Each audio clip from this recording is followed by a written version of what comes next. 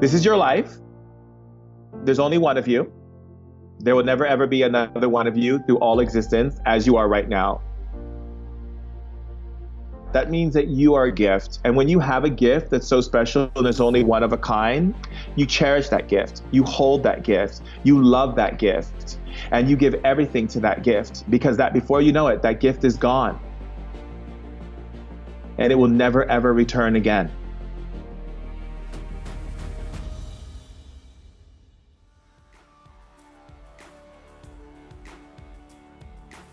Hi everyone, welcome back. I'm Michael Sandler, your host on Inspire Nation.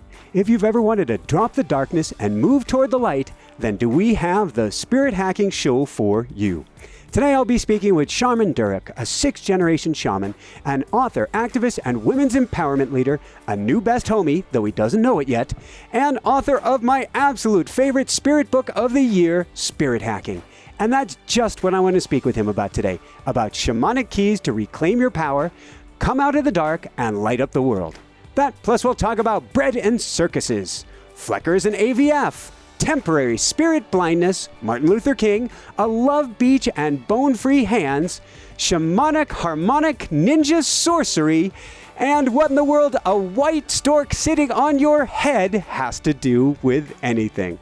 So welcome to the show, Shaman Durek. Are you ready to shine? Yes, I am shining and I'm full of love to share. Woohoo! All right, so before we dive right into things, when did spirits first start visiting you? They started visiting me when I was about 3 years old. Mm-hmm. And I would be in my crib, and different spirits would come in at different times when I was a baby, and I would be looking out from my crib, and I would see these spirits talking to me and sharing with me. Sometimes it was a woman sitting in the corner, and sometimes it was a man just standing over my crib and staring at me. And that's when I first started seeing them. And then it became stronger and stronger as I got older and older. While it became stronger and stronger, perhaps your father became stronger and stronger too. What was happening? Well, my father was an apprentice to my great-grandmother in shamanism. And then he ended up walking away from it and becoming very religious, and then going very much into what I call Muggle land, which now everyone calls Muggles. It's a kind of joke that I always say. But he became more interested in wanting to fit in and wanting to be accepted, because he felt so much ridicule growing up as a child while he was training with his gifts and his abilities. So for me, growing up in my household with my father, it was kind of a challenge in a big way, because it was always this contrasting element of, yes, I know these things are happening to you, but I'm not going to give so much power to it immediately, because it brings back stuff from me. So I want you to go my path. Yeah. But by the way, did the spirit start asking you to do things? Oh, by the way, did this come to you in your dreams? Oh, by the way, are you getting premonitions? So it was like, am I supposed to, or am I not supposed to accept myself? And then if I don't accept myself, then who do I accept? So what part of me am I supposed to accept? Am I supposed to accept some superficial idea of what everyone else wants me to be as according to what makes them happy? Or am I supposed to honor me? Do you think it was rocket fuel? Because you ended up becoming a rebel. And sometimes that which we resist persists, that what we push away comes back with a vengeance. Do you think it helped you on your path? I definitely do think it helped me to be a rebel. And I think it's also helped me to be able to deal with a lot of conflicts, places that I go in the world where there is social conflicts and things that are happening that people mostly would not put themselves in the midst of, and be there for wars and be there, on the borders where, ISIS is and things of this nature, and handling coups and bombs going off in Israel and, all these adventures that I've been on that people would say, like, why would you even be a part of any of those things? And because of me being a rebel, I live without the need to kind of like play small to make other people feel comfortable. Yeah. And I think that's helped me a lot in my path, because I think that it's helped me to help other people realize their leadership and how they are these walking beautiful giants, these illuminated beings of leadership on the planet to lead the message of love forward. And the only way I can do that is by butting up against them in a way where they feel uncomfortable, because I always say, I'm not here to people please. I'm here to ruffle your feathers. And so that's kind of where I'm at in who I am and what I represent. You had your feathers ruffled for over 4 minutes at one point. What happened? So I was in the jungle in Belize, and I was working with this medicine woman and this medicine man, and they were preparing me for things that I needed to get prepared for.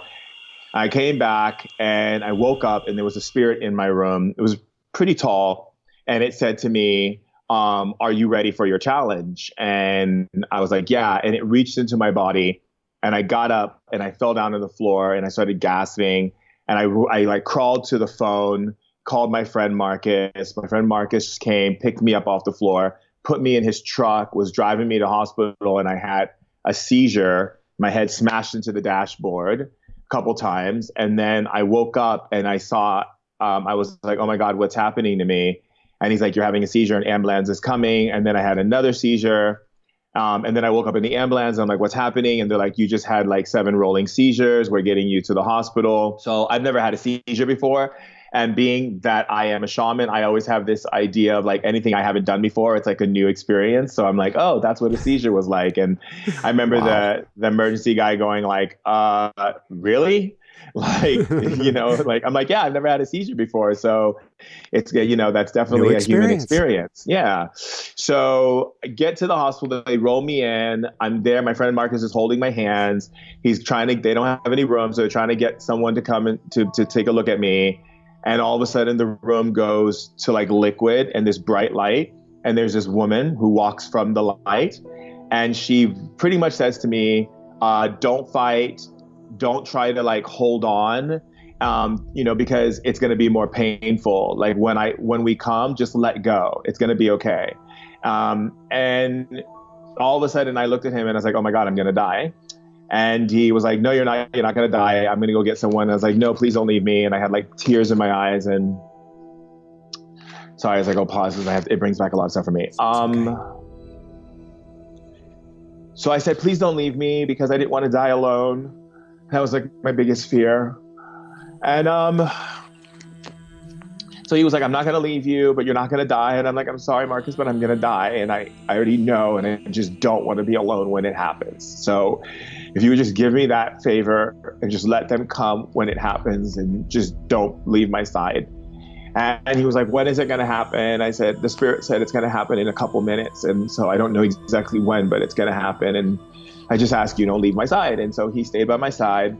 And then all of a sudden, my body, I felt like knives were stabbing me all over. And I felt my organs shut down one by one. And I went into, my lungs collapsed, and I started banging on my throat, and I couldn't breathe. And the people came, and they were trying to rush me down a hall, pushing like this, like squeezing this oxygen thing. And and like doing everything they could. They punched a hole in my throat, and they couldn't get any air. So then they punched a hole in my lungs. And literally as that was happening, I kept fighting and fighting and fighting to stay in this body. And I heard this voice say, let go, let go. And I wouldn't let go because I'm a fighter. So I kept going. And then finally, I heard my grandmother's voice really say to me, like, it's time to let go. Like, you need to let go now. And immediately I felt this whoosh of this like high-pitched sound and this kind of murmuring sound, like I was underwater, and the whole room turned to liquid. And I could see everything in every direction. I could see other parts of the hospital. I could see what was going on outside the hospital. I could hear the thoughts of every person in the hospital and what was coming out of their mouth simultaneously. And I could see every angle from below their feet to above their head, to the side of them, to the peripheral angles, everything. I could see everything. And my grandmother was there with my aunt, and they said that I've crossed over, and I still have one more thing that I have to experience, and that I'm not alone. And all of a sudden I was being in this black ocean, and I was swishing all over the place, and there were these lights and colors I've never seen before. And all of a sudden I'm standing in a hospital room watching my mother give birth to me while experiencing what it felt like to be birthed through her at the same time. It was happening at the same time.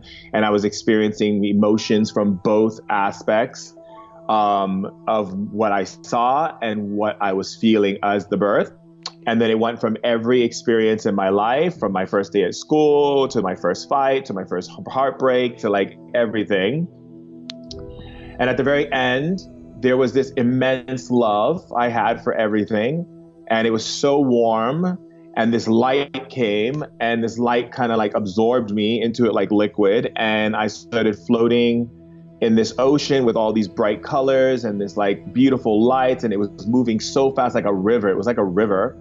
And I ended up on this beach on an ocean with an ocean behind me, but I didn't have any hands or feet or anything like that. I could see everything, and I could hear these beautiful sounds. And there was this woman coming to me. She wasn't speaking with her mouth, but I could hear her talking to me. And she asked me, what kind of body would you like to have? How do you wish to see yourself? And I said, the body that I used to have. And all of a sudden my hands appeared and I could feel my fingers, but I would touch my fingers, but I didn't feel any bones. And I thought that was very interesting. And I remember seeing everything glistening. I touched the sand and it felt like the most amazing sensation. It was like the best blanket, the best food I've ever eaten, the best conversation I ever had with friends, the best party I've ever went to. It was the best of the best of the best of everything, all wrapped up in one sensation. And then I was there on the beach with her, and she said, I know you have a lot of questions for me. And I said, yes, I do. And she said, go ahead. And I said, why do people suffer? Why is there war? Why is there illness? Why do people go through so much pain? Why is there, why is our world in the way, the situation that it's in? And she said one word for everything I asked, and it was malfunction in thinking. She said, human beings have malfunction in thinking. They think against their own creation. Mm-hmm. And I said, can you explain to me? And so she showed me the consciousness of humanity, and she showed me the power that we are. Yeah. And then she showed me how there's these beings, and then how there are brothers and sisters, and they tell their stories to us, and because we don't choose to know the truth, which is that we're always love, and we are love, and we represent love, that we let these voices of these beings get into our consciousness, and we think it's us, but it's just them telling their story for us to hear them and bring them to the light. We begin to think against ourselves. So instead of saying how amazing and powerful and beautiful and how we can create anything and life is always for us, we're always thinking like the worst thing about us. We're fat, we're ugly, we're not this, we're not that. And every time we do, we're using our power as a creator to create chaos. And so she was explaining to me that, like, how the masculine and feminine and the planet and everything in the universe is synergized. And so when it's in synergy, it's in harmony, because it's able to construct itself through consciousness. But when there is a separation between masculine and feminine, and when there's a separation between anything, it creates chaos. And then the chaos becomes destructive energy. And so people begin to fall into that chaos, and they create more of it. And therefore it creates sickness, disease, pain, suffering, decay, you name it. And it wasn't like she was saying anything that I was like going to like rebuttal. I wasn't rebuttaling her or going like, yeah, but it was like, oh yeah. And when she told me the beach that I was on, she told me it was the beach of remembrance. It's a place that everyone goes before they leave, and it's a place that everyone returns. And she asked me if I wanted to see any family members or if I wanted to go to a communal area. And I said I would like to go to a communal area. And she goes, how would you like to get there? We could just be there. We could fly there. We could walk there. Like, how do you want to go? And I said, I want to fly and float there. And so we were flying over these grass and these mountains. I saw these rivers and this beautiful land stretched out. It was like the most gorgeous colors, the most beautiful things. I saw other people flying. I saw other people walking. It was like the most amazing. I saw people just show up out of nowhere, and I was connected to all of them. And I remember there were these white orbs around people, like little white orbs. And I asked her what that was. And she said that we share consciousness. So the places that I see that are communal, we all created together for what our best experience would be. But everyone has their own universe here. So everyone can go to their own universe and experience their own heaven. And I thought that was very interesting. And then she took me to a communal area. I met this little girl. She told me when she had a human body that she had died in a Nazi war. and that she never got a chance to be a little girl, so she chose to be a little girl there. And then they took me to the communal area where people were painting, people were flying, they were laughing, people were eating, and I asked her, like, people can eat here? And she said to me, yep, you can have anything you want and you don't gain weight, and you can, anything that brings you joy, you can have. And so I saw my family members, and then I was there having the most fun. I went with some friends of mine who passed away that I got to go visit. Like, I have this one friend, his name is Josh Yortz, and he died. And I used to go to school with him. And even though we weren't like the closest, we connected while we were there. And other people came to say hello to me, which was really beautiful, and invited me into their universes. And my friend had a universe that was all water. And he taught me how to turn myself into a sound frequency, and we would bounce off each other and make these huge explosions of sound and orchestra. And, you know, a lot of that stuff I didn't write in the book because my publisher thought, okay, maybe we'll just give them a synopsis and not make it about the whole thing, you know? But at some point, what ended up happening was they asked me if I wanted to see all of the realities of myself. And I said, you know, and they took me to this place, and they showed me that there's more than one of me on Earth. They showed me that I'm a multidimensional being, that I exist in other parts of the universe, and that every universe and every planet is a living dream. So they create the dreams there, and then those dreams become alive in that dimension. And then we take human forms of that planet or whatever that species is, and we go and experience the dream, and we dream within the dream. And so we get to expand from that space. And so I thought that was very interesting and then she told me how, I asked about like past lives, and she said that we can go at any time. There's no time there. So we can go experience. If we want to be as the Pharaoh of Egypt, we can all go be the Pharaoh of Egypt. If we want to go experience like what it was like to live in the 16th century, we can all go live in the 16th century. The body is just a vessel, but like thousands of spirits can be in one body. And so many people will believe that they had the similar life because they did. They all were sharing the same body and the same memory and the same frequencies. So all of that's a part of them now. So that was interesting. And then they told me if I wanted to go back or if I wanted to stay. And I said, can I stay? And they said, if you want to, there's no rules. You can stay if you want to, or you can go back. And I said, I want to go back. And then they asked me if I wanted my memory erased again. So I fully accept Earth and without thinking about where I was and wanting to leave the body the moment I get here. And I said, I would like my full memory. And they told me, if you want your full memory, just remember, you're always going to remember this place. And you're always going to have to know this part of you it will sometimes feel like, why am I doing this here on Earth? It's so hard. I want to go home. And so it's this constant, you know, I'm going to get emotional again. It's this constant, like regrounding that I have to do all the time, you know, because when I see human suffering and I see people in the world who are not being kind and loving and generous to each other, and when I see how people degrade things, you know, I'm a child, you know, even though I'm in a man's body, I'm really a child in heart. And sometimes people have all these rules and regulations of what they think things are supposed to be, and I'm always messing up and breaking those rules because I think like a kid, you know, and it's challenging. Thank you. And it's a difficult thing for me because there's this other part of me that's like, I don't have to be here.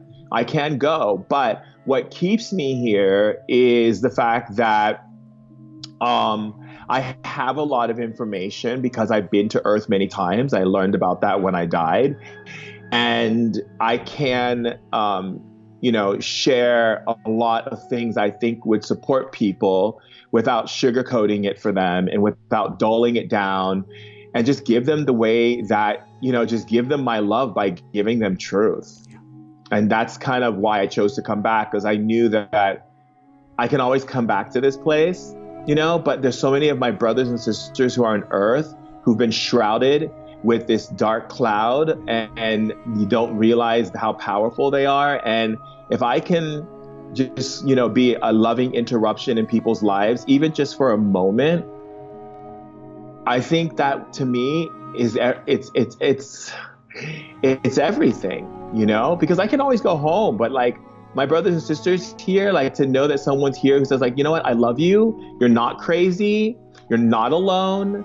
And like, there is a lot of us here on earth now. So go shine your brightest light. And like, I'm standing here holding space for you to be the greatest leader you could ever be. Woohoo! So from there, we're going to dive into this living dream. What are bobbleheads and what in the world is darkness? So bobbleheads are people who have been programmed to accept a certain belief system based on the beliefs that their families have and has been passed down to them, where they stay comfortable just saying yes to everything without question.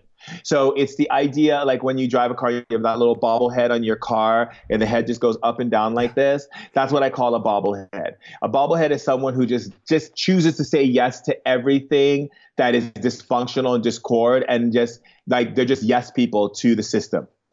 And they work well for the system because the system doesn't want anyone who doesn't follow the rules. That's why you go to school. It's not because they want you to have a real education that teaches you independence, sovereignty of yourself and being able to be autonomous and be able to create from this independent place instead of being codependent. The system is there to see if you follow the rules and you follow structures that they guide you with, so that way they know that you'll always follow those rules and you'll work for the system. So the information held within the system is always for the system. It's never for the development of the intellect that goes into the place of mutation, which we call transformation or regeneration for the species.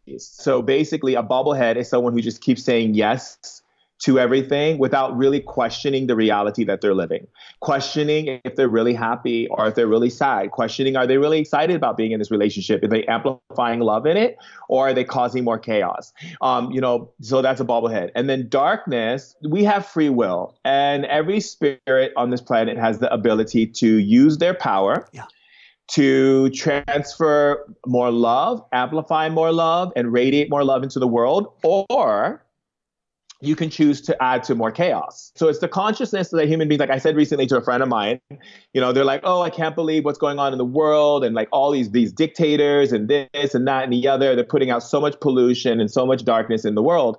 And I'm like, what, you and your husband do that all the time when you're arguing over like nonsense in front of your kids and to each other instead of amplifying love. You are actually invoking your power as a sovereign being, a being of creation, a source of God, and utilizing your pure source energy to create chaotic energy both for your children, your plants, your environment, and everyone in your surrounding area, because you choose to amplify chaos into the world instead of bring love, harmony, joy, understanding, acceptance, play, healing, and you name it. So she was in shock. She was like, oh my God.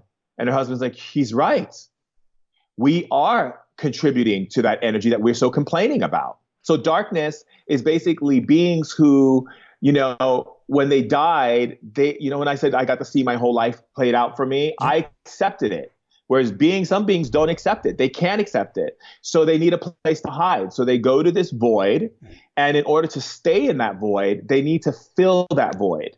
And so how do you feel it? You go to a person on earth who has a similar characteristic that you shared when you were living at one time in a human body. Like a vibrational wound. Yep, a vibrational wound. You then share your story into their synthesis. That means that when you share a story into their synthesis, which is their communication processing that communicates to all things around them, the story seems like it's coming from their thoughts. They don't hear it as a separate being outside of them. They hear it as if this is their thinking pattern, because they share it through synthesis. So they share it through the parts that are communicating input and output information to your brain, which is your third finite brain, which is held in to the idea of making sure you're able to maintain your life and the structure of your life.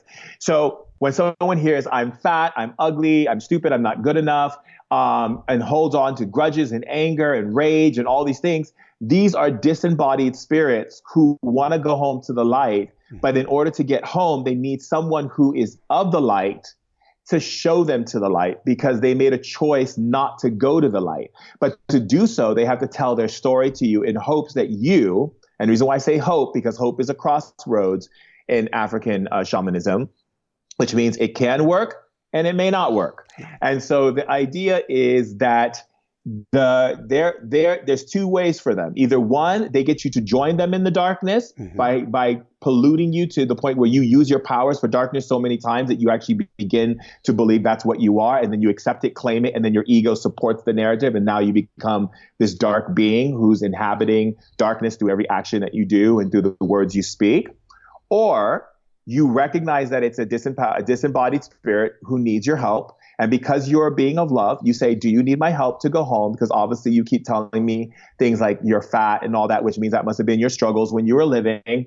Would you like to go home? And then you send it into the light and you liberate both yourself and you liberate it. And this is what Lord Siddhartha did, who became the Gautama Buddha. These are the teachings that are found in the Kabbalah. These are the things that Jesus was talking about when he was explaining that, you know, everything that is not love, you give to the Father, you lay before the Father. It's the idea of true redemption. It's the understanding of creating the proclamation of love to be the resounding energy that you respond to, and everything else you send to the light. So a few key things, many key things that you just said here, Shaman Durek, but it seems like the most important word here is recognize. If you can become awake and aware and recognize whose voice is this that says, I'm a screw up, I'm a loser, I'm a fat, I'm a this, I'm a, and to recognize when you hear it's not actually coming from you. And then you can switch and go to love, and you can help. You have an exercise, in fact, we should talk about. Get thee to the light, spirit. Okay, so let me walk you through it. Yeah? Perfect. Thank you. Pull up a negative thought. Tell me when you have it. It can be any generic negative thought. Got it. Okay. What's the negative thought? I'm a screw up. Okay, great. Say, the voice that said I'm a screw up. Go ahead. Say the voice that says I'm a screw up? Yeah. Why would you say something like that to me when you know it's not true? Voice that says I am a screw up. Why would you say that to me?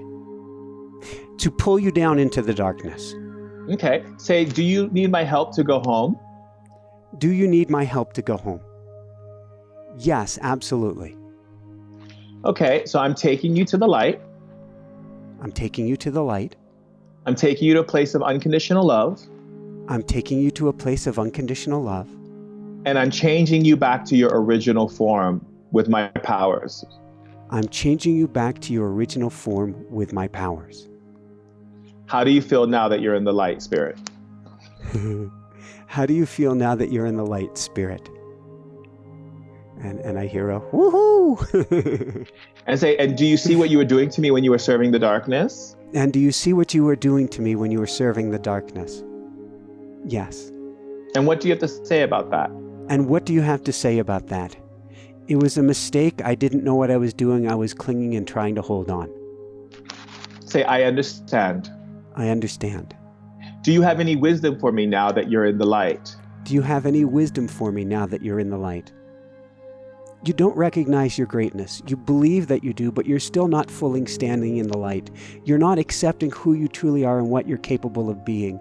You do get to look at what pulls you down and recognize that it's not you, and then you get to step forward into light with everything that is your being now and forever always. Say, thank you, I heard you. Thank you, I heard you. And I have heard your counsel. And I have heard your counsel. You can go home to heaven now. You can go home to heaven now. Goodbye. Goodbye. Woohoo! Wow. You feel that go through your body like that? Wow, wow, wow, wow, wow. Exactly. So, I'm not sure that it'd be your term, but in a sense, this is the old goody factor of wow, I get to have a new experience in the case of the seizure. Every time now that you have I'll put it in quotes because to me there is no good or bad. Every time that you have a negative experience, you can go, oh, goody, there's somebody I can help bring to the light now. This is going to be cool. Yeah, exactly. And that's the whole thing about being a being of light. It's not about fighting darkness with darkness, because that just makes darkness stronger. Mm-hmm. It's like, even when you go in your dreams, like I do a lot of work with kids and teaching them how to become dream masters. Yeah. And when you're in your dream, something's chasing you, you just turn around and be like, I love you. What is one technique? Because I've been working on this, and maybe working, and that's a word that's a bugaboo of yours. I have been playing with this, and I'm still learning in going into dream time, because the lighter and brighter I get, it seems the more that there are thugs after me in my dreams.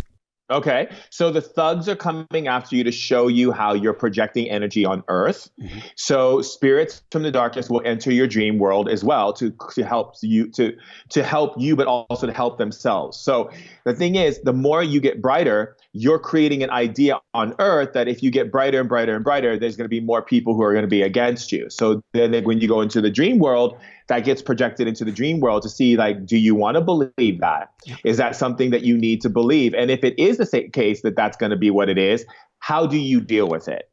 Do you turn around and give love to the thugs and say, hey, you can't even hurt me. Go ahead, shoot me. Do your best. And nothing happens. Like, I used to have those dreams, and now in my dreams, no one can hurt me. No one can stab me. They shoot me. The bullet hits me. Doesn't do anything to me. They even take a rocket launcher. Nothing happens.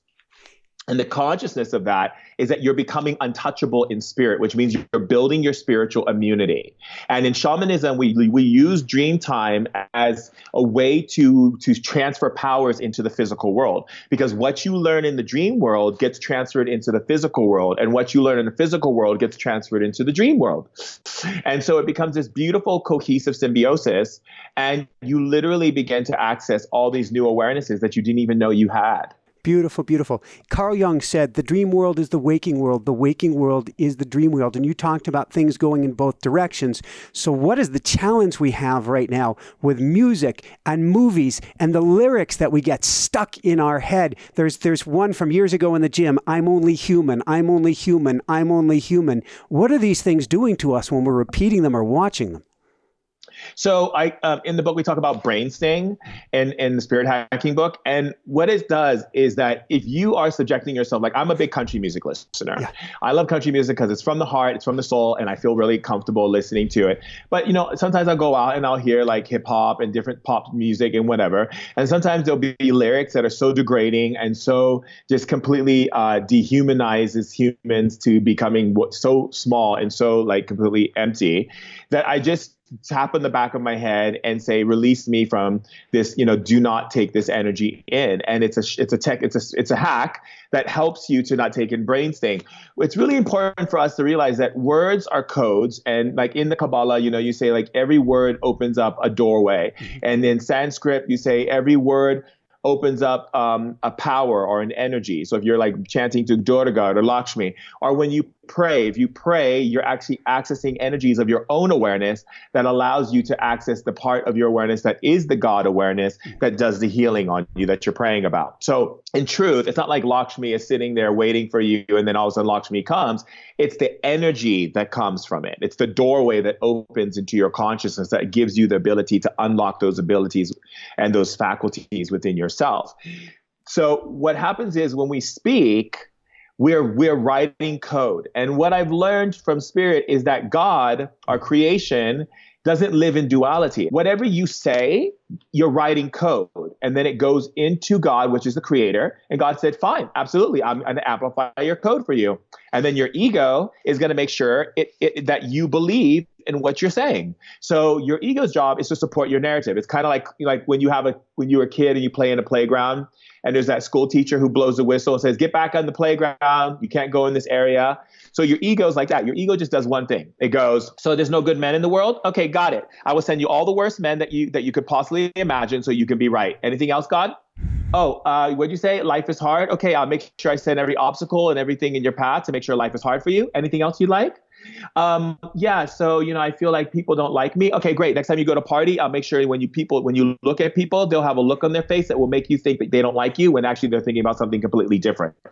The point of the matter is that we don't understand the ego. We don't understand that God is not a human being. It's just a source of creation.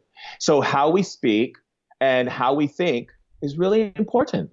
There's a Hawaiian term, pono, which means righteous or true. And I was thinking as I was reading this book, and it's part of why it is my favorite book of the year, is that this book is teaching you how important it is to be pono or righteous with every single thought. As they said in the Bible, in the beginning there was the Word.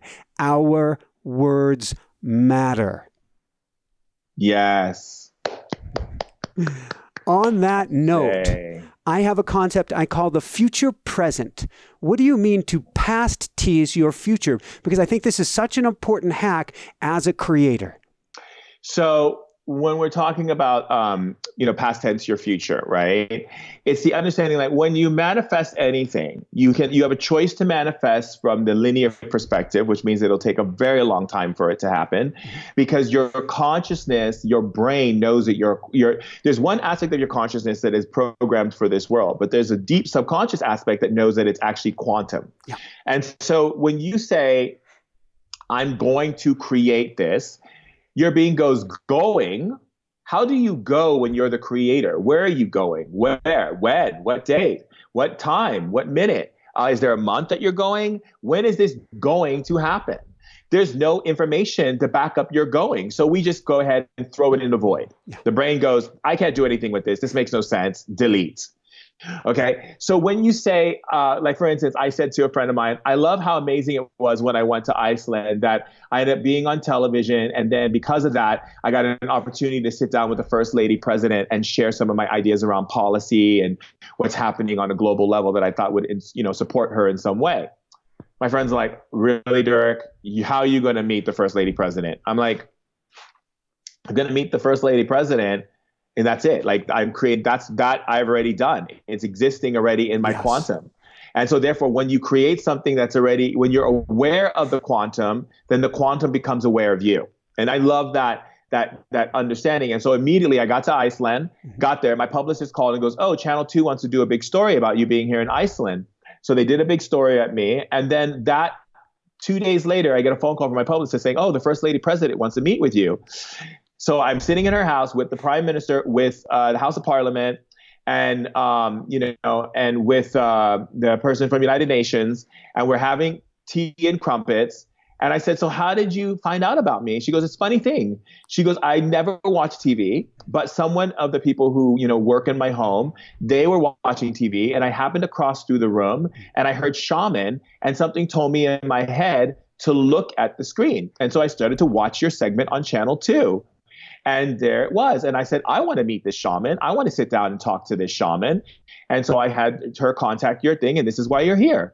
And do I know how the universe, how creation is going to put it together? All I simply have to do is have clarity. Clarity is everything when it comes to the spirit world. But a lot of times, I'll give you another example. A lot of times people will say things like this. I had a really hard day today, period. Great. So then all of a sudden spirit goes, okay, you had a hard day today. That is now going to be the energy that you hold.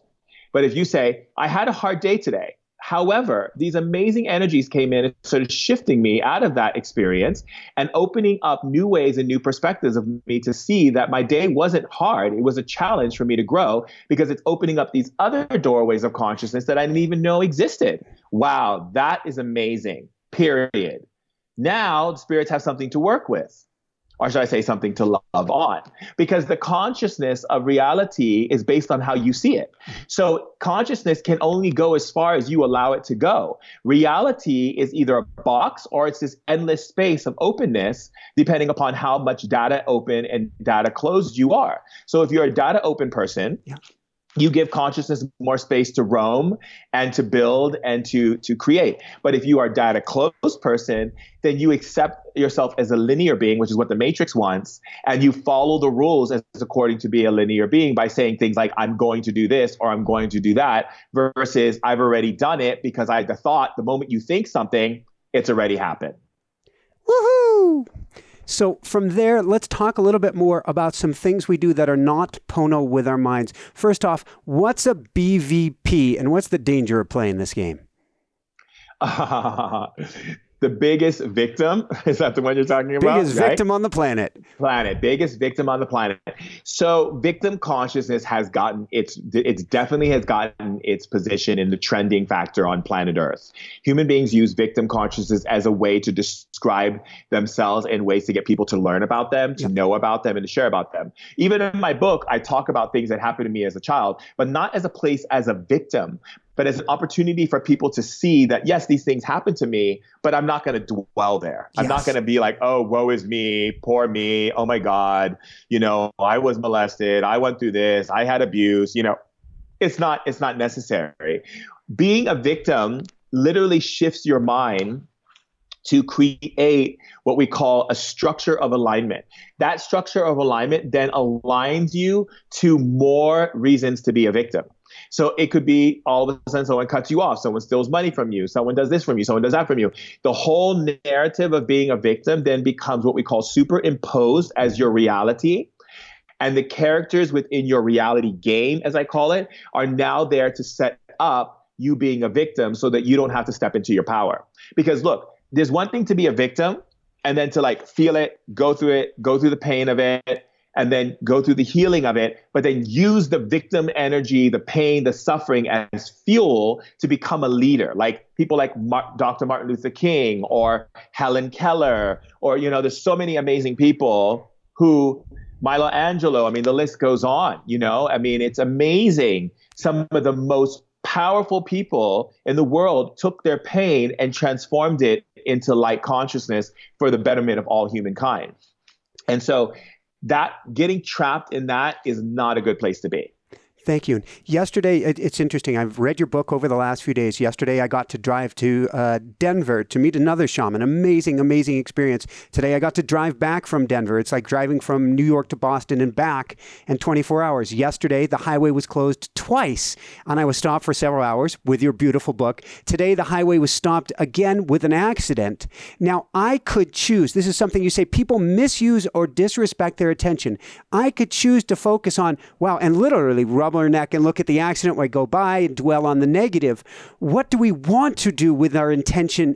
That's interesting. With their attention and intention instead. Right. Yeah, exactly. So I always say it's not about intention unless if you don't understand your attention, right?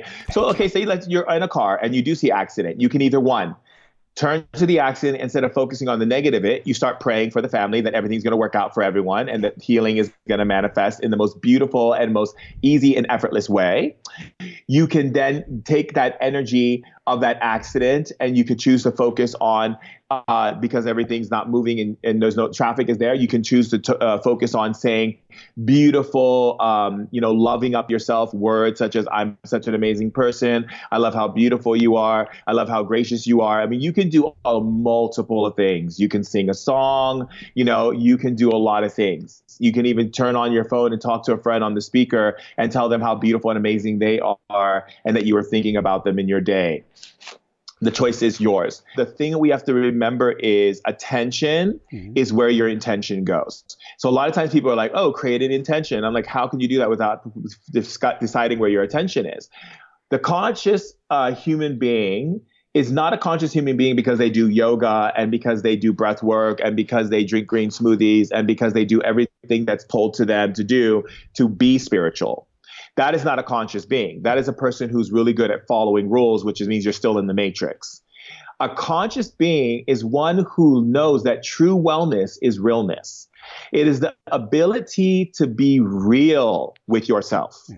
Like if you don't go to yoga, then look at why you don't want to go to yoga. Not from a place of I'm going to beat up on myself, but from a place I'm going to love myself and see that maybe yoga isn't what makes me happy. Maybe it's swimming. Maybe it's running. Maybe it's getting involved in a neighborhood sports team. And maybe it's walking around the neighborhood and just being in silence and looking at the flowers and the trees. Whatever the case, when we go to fit ourselves into an idea that we think is going to get us somewhere, we're still codependent. We're still operating from this place of flux, which means that we're not aware of the sustainability of self, that where the wellspring emerges from, which is where the true nectar comes from, which is from the inside, right? So as we begin to develop and grow, we realize that humanity has been playing the same tone for quite some time. And it's always based on, if people like me, if people love me, and if people acknowledge me, I must be doing something good. Mm-hmm. The reality is it's not based on good. As I always say, being good gets you an apple pie, but being truthful gets you the kingdom. And it's the understanding that the good that you are seeking may be good for others because you're people pleasing and meeting their expectations, but is it really good for you? Thank you. One more key concept here before I want to share with people where they can find your beautiful book. Particularly in the West, we have this concept. We've been taught, heck, we have a particular figure up on a cross really struggling, shall we say, this concept that life has to be hard. We have to work. We have to slave. I'm not using that word not unintentionally. And we have to suffer in order to have a, quote, good life. Right.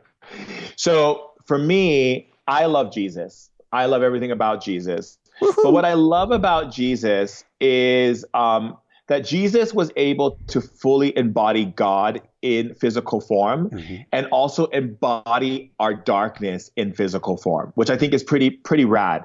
Because here you are, this being who's illuminating with consciousness and wisdom and understanding of this unconditional love.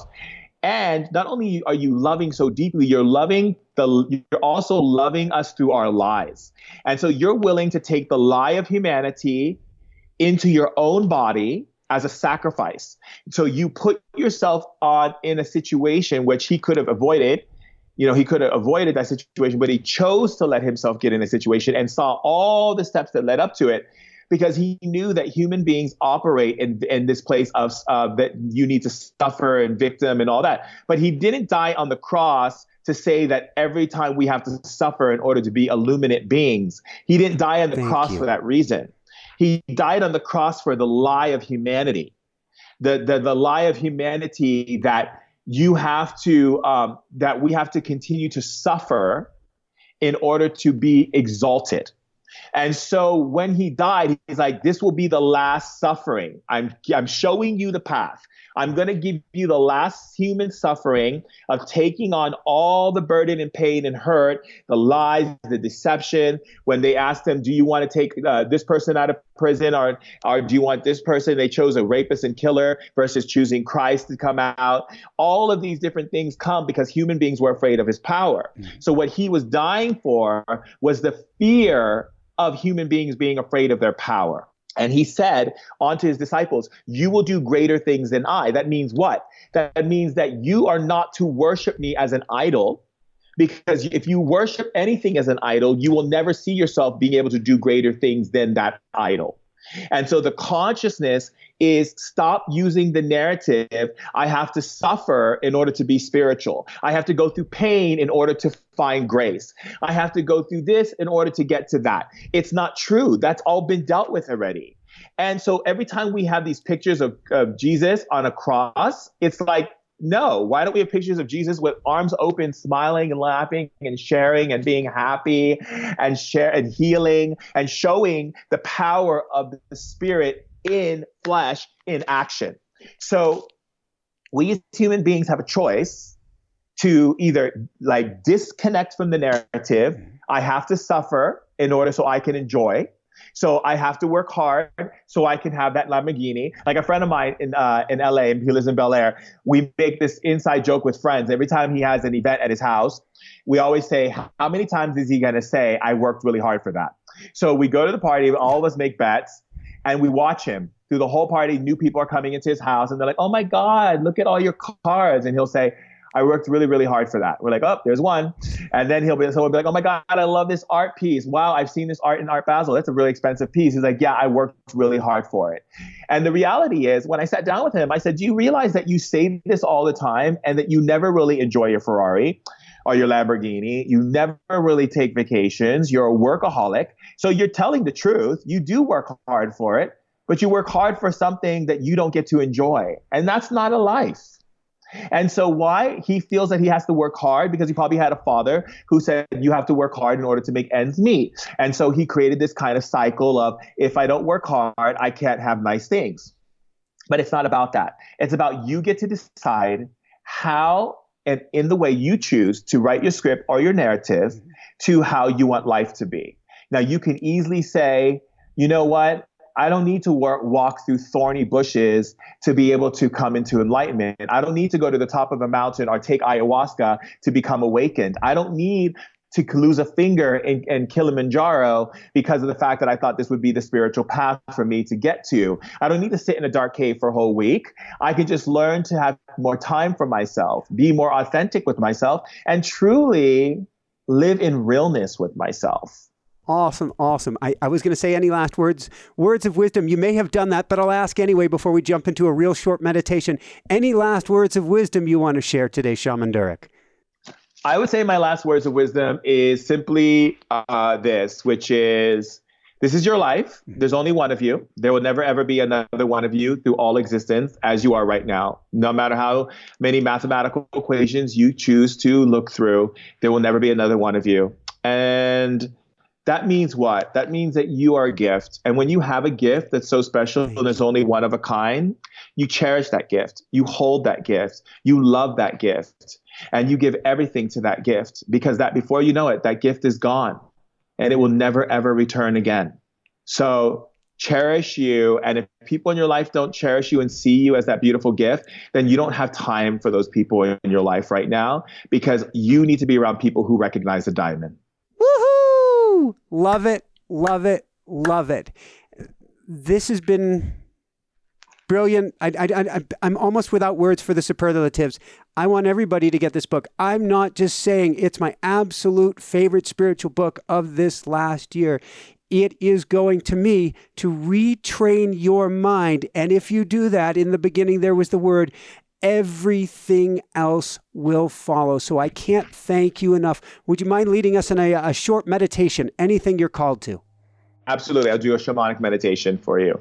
So what I want you to do, and you're going to do it with your eyes open, because meditation in shamanism is done with your eyes open. If we take it closed, it's because we're taking you somewhere. But we're going to do a meditation that's more about opening up your gifts and your energies. Okay?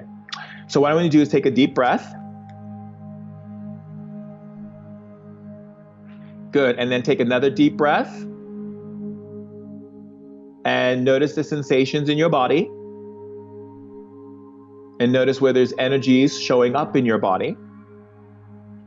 And I want you to continue breathing. Take another deep breath. And I want you to expand the energies around your spine. Good. And I want you to increase the energy around your spine. And I want you to wake up your spine. Beautiful. And wake up your spine again. Keep waking up your spine and then expand the energy even more and bring it into your stomach. Take a deep inhalation, breathe. Open up the power points inside of your stomach. Any energies that you've taken on from anyone today, from yesterday, or the week before, release that excess energy out of your mouth and throat from the breath out of your stomach. Good. Accelerate that to 1,000. As you feel that energy coming out, increase the energy release all the way from your spine, your lower lumbar, your sacrum, all the way up to your cervical vertebrae and your thoracic vertebrae, and release that out of your mouth. Good. Now create an explosion in your heart and open up the 4 chambers of your heart. Release all the energy that's coming out of your body. As you feel that energy coming out of your body, now turn on the electromagnetic frequency around your body.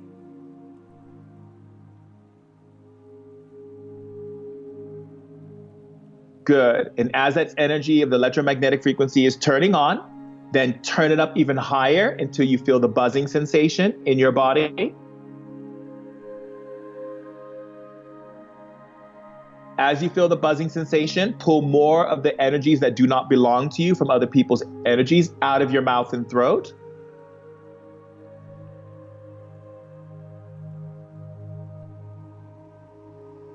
And as you feel it coming out of your mouth and throat, notice the sensation and wait for the warm sensation in the center of your abdomen.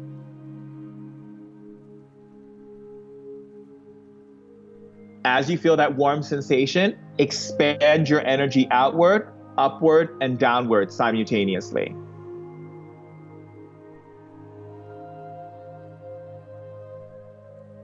Good. Now accelerate the energy even more and give yourself permission to release any stress from your limbic stem, your prefrontal lobe, from your ocular nerve, and release it out of your mouth and throat.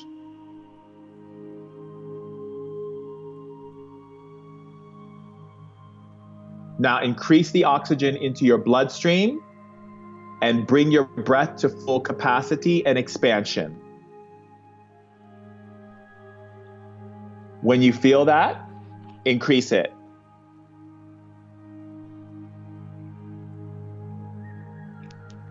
And when you feel that, increase it and bring electricity into your body. Now expand that electricity out through your body.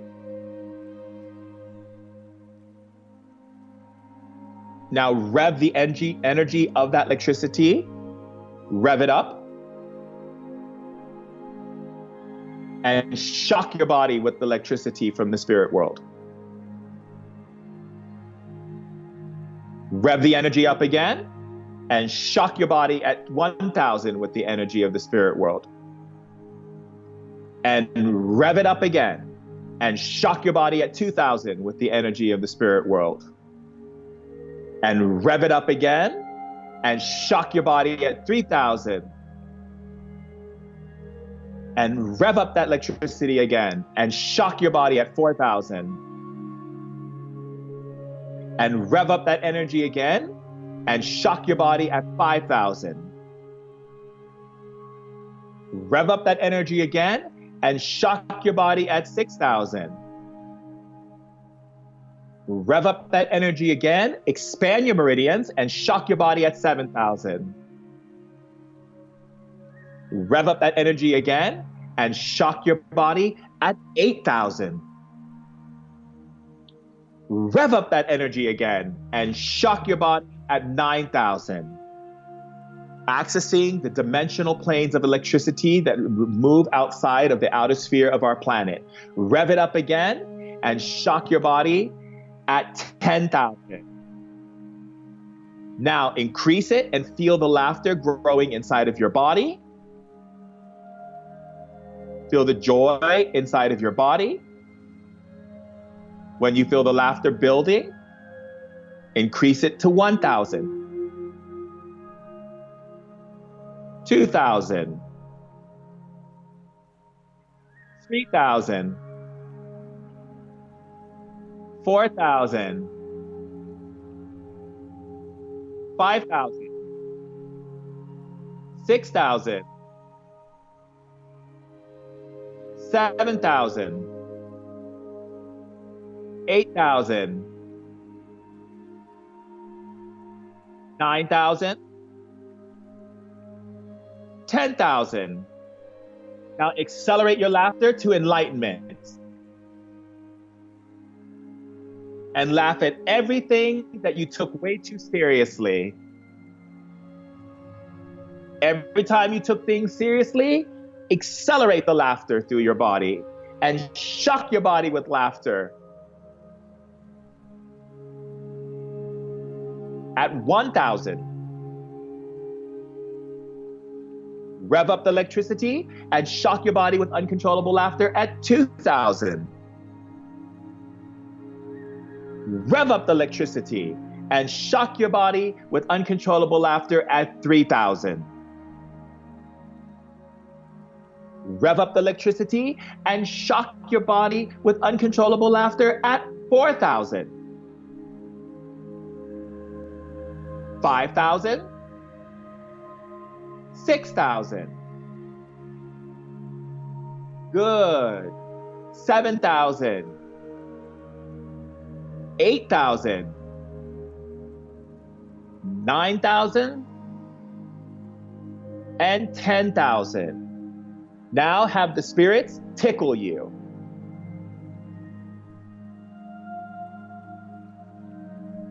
Have the spirits tickle you more and build a relationship with their playfulness.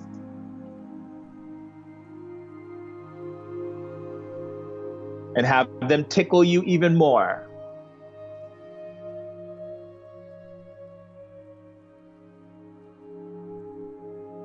Good. Now down body courage. Download into your body excitement. Download into your body, I can do anything and I love myself. Download into your body how intelligent you are. Download into your body geniusness. Download into your body unconditional love and self-love. Download into your body deep relaxation. Download into your body inner and outer peace. Very good. Thank you, my brother. I love you, sweetheart. I love you too.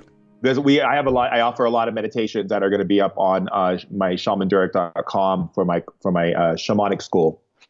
We have a lot of really cool meditations that take you on journeys where you discover your power, you meet different spirits, you connect with your guides, you get messages from the other side of how to overcome obstacles.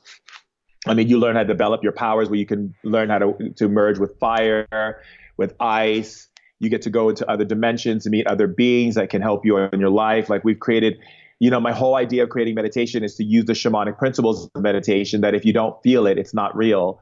And so connecting into that space of every meditation that I create is about building one's powers. So like, watch, take your hands like this and say electricity. Electricity. Can you feel that? Oh, yeah. Yeah. It's actually now blasting out my green screen. Now say magnet. Magnet. Whoa. Say optimize my brain and create focus. Optimize my brain and create focus.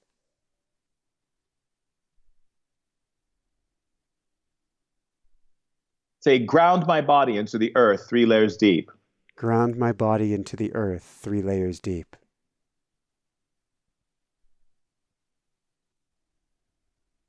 See how that feels?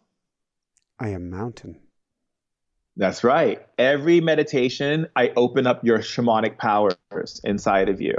So that way you have access to speak commands and to make things happen. Woohoo! On that note, where can people go to find your beautiful book, Spirit Hacking, and to find out more? They can go to Barnes & Nobles, Amazon, any bookstore I think is carrying it worldwide. It's in London, it's in America, it's in Australia, it's in New Zealand, it's in Norway. It's still launching in Sweden, in Denmark, in Spain, in Turkey, and Russia, and Portugal. All of these places are carrying the book, and we're still waiting. There's some more places that are opening up that are getting the book. All I can say is it's not my book. It's our book. I wrote it for all of us, including myself, so we can navigate through these very tumultuous times, that we can change into a different experience by recognizing who we are and being more living in who we are without the need to change ourselves to fit into somebody else's idea or standard of who we are. I honestly believe that we're all walking leaders, and I'm so happy to be on this planet to share love with people and to learn from people and to be able to walk side by side across the field, into the darkness and illuminate our brothers and sisters and bring heaven on earth. And I know it's all possible, and it starts with each of us every day in the way we choose to share our love with the world. URL, one more time. Oh, it's shamandurek.com. And you can also go to Shaman Durek on Instagram, which I leave a lot of really fun things on Instagram that teaches you about your personality and who you are and what your spiritual capabilities are and how to access them and how to really become the most lit leader ever. Beautiful, beautiful, beautiful. Thank you so much, Shaman Durek. This has been a true pleasure, a treat, and for lack of another way to put it, the most beautiful crack up in the world. I love you, darling. Thank you for having me You on are your show. most welcome. Thank you so much for being here. So for everyone out there, this is Michael Sandler saying, be well, have fun, get spirit hacking, and begin living your pop rock life today and shine bright. Woohoo! This was awesome. Thank you so much. I just had the most crack up lit time with Shaman Durek. To check out more incredible interviews on cracking up yourself and living your greatest life, click here, subscribe below, and be sure to click on the bell icon to be notified of upcoming shows and premieres. Love you guys. Shine bright. Woohoo!